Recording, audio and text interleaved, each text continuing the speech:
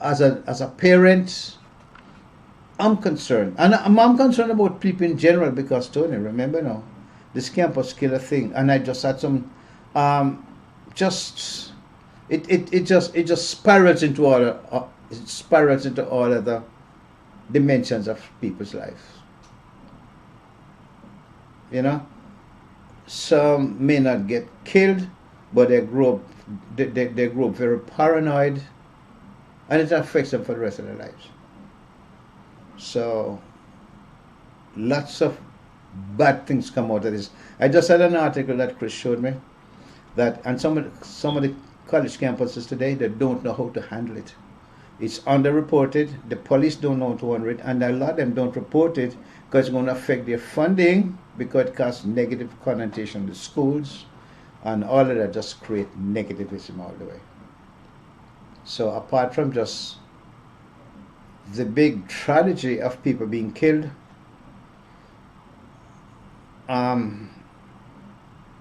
that's the part that is the worst part. The other part is that the underreporting, because they don't know how to handle it, even to this day. And I have numbers and backups to show you on that. So do you think the problem at the campuses is that the administrations of the schools do not provide the right services or the right things to prevent some of these things happening? What is the cause of all these campus killings? Well, you know, there are lots of experts and psychologists that gives all kinds of reasons, but some of the report that I'm reading is that the administration have they really don't have a policy in place of prevention. As a matter of fact, even in some of the homes, parents don't know what to look for when the children begin to sliding down the drain.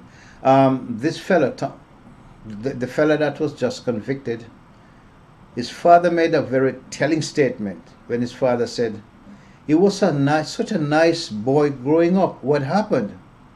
And I'm saying to myself, from being a nice boy to being a serial killer, that's a stretch. Somebody in the home must have noticed some changes. Somebody must have noticed something and don't say anything, because we all believe our children, they'll grow out of this bad behavior. They'll be fine. Illusion, it don't work that way. Action has got to be taken. Parents need to see when the children are going down the wrong road and begin to take corrective measures. And in the school and the policies and the administrators, a lot of them don't really know what to do because there's no guideline on prevention and scientific observation. They have all kinds of statistics on what happened after, but not before. And I believe they need to do something to look at how we can. Prevention is always better than cure, right? But getting to the cure, tragically, is far more sensationalism. So, don't worry if I take some time to ask you a question, because I'm cut this out. But that had good feeling, good emotion. That's what I was looking for.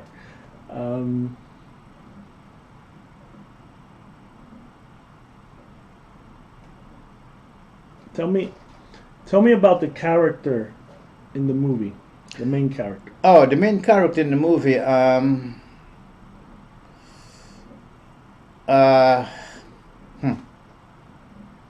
You see, growing up in Jamaica, right?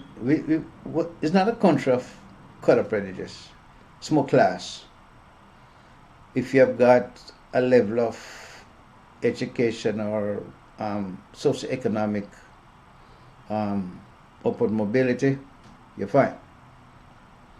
I mean, if you look in Jamaica, we have got a place named Germantown, where Germans came from World War One.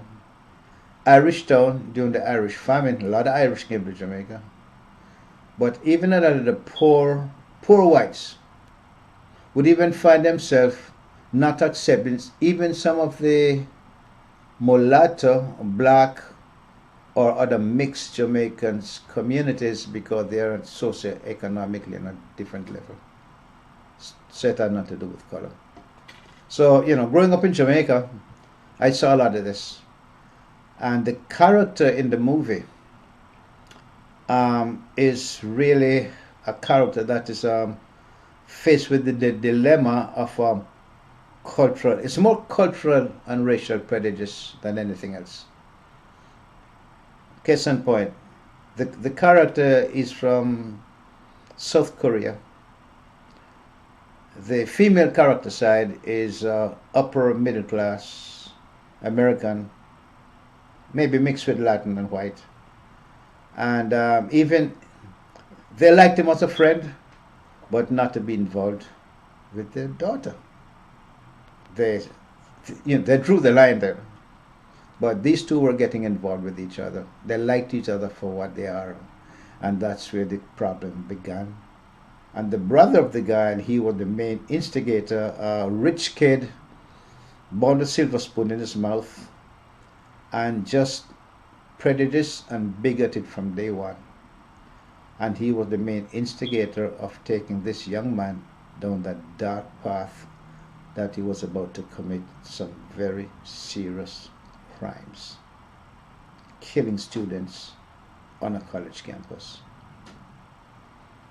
So you're saying that bullying, racial or ethnic bullying, is a big factor in many of these campus killings? Absolutely, absolutely. And it didn't just start on a college campus.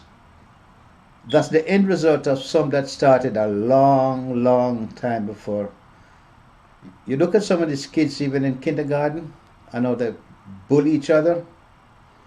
Unfortunately, one of those kids that keep bullying and keep getting away with it can turn out to be a serial killer 10, 15 years later. It all starts there. Nobody notices. Everybody wishes that it will go away. And of course, the parents are busy working hard, providing a home. They hardly notice these things. And even worse, a lot of these kids that becomes campus killers or bullies, they all learn it at home, not at school. At home, where they see how parents treat each other and uncles and aunts treat each other. It all starts there, and it spiraled into something that we read about where some innocent person or persons lose their lives. So you're saying that in many cases the parents are, instead of helping the problem, actually make it worse? Many of the parents don't know better. They didn't grow up to understand what goes on inside people's minds and people's heads. It was a me, I'm being driven to succeed, to do all these wonderful things. But to understand human nature, no. And as much, we can blame a lot of the parents, but they didn't learn much from their parents. So sometimes it's become from one generation to another of ignorance, and it becomes tragic later on.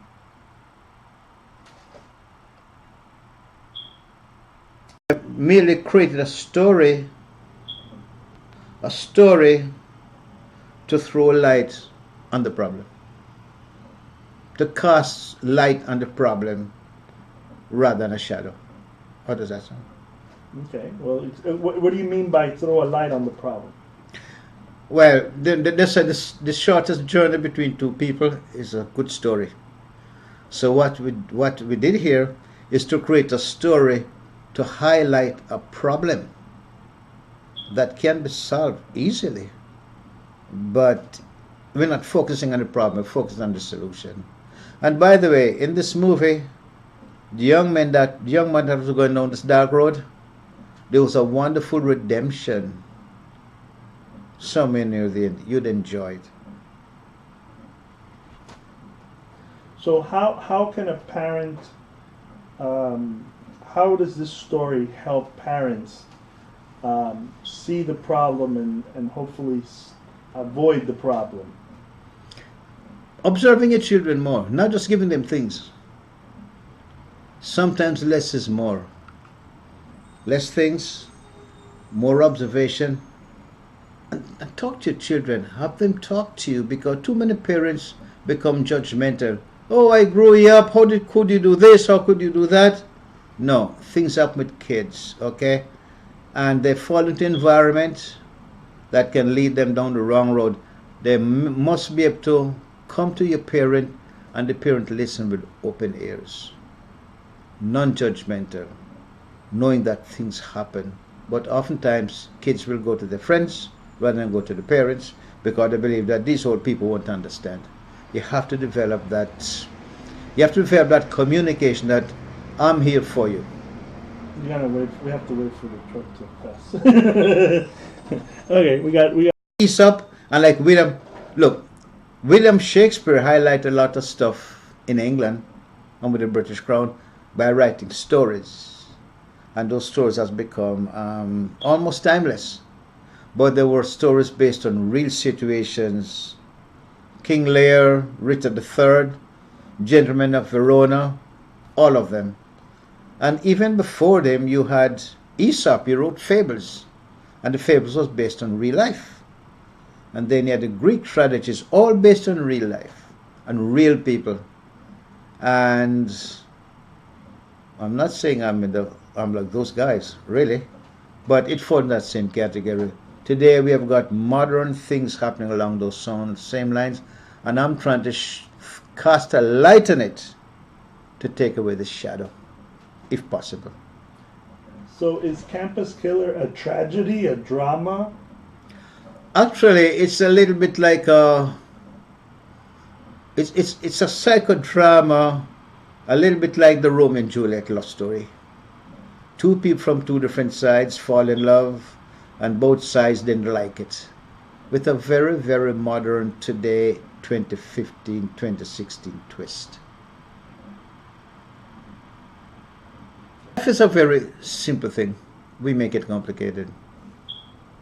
All we really need to do is just love one another. I'm not a Bible thumper, but if we just care about each other, it will solve so many of the problems that we're facing. And talk about improvement. Last week, I was at family reunion up in Orlando. Fabulous event. I saw family members I've never seen, and some others that I haven't seen in 15, 20 years. It was really, really fabulous. But my daughter-in-law said to me, what's the biggest room in the world? And the biggest room in the world. First thing I thought about, your mind? No. Well, after about 2 minutes of stretching me, she said, the biggest room in the world is the room for improvement. Now you ask me the question, what's my passion? Improvement. We as human beings, we grow, we can improve if we only try.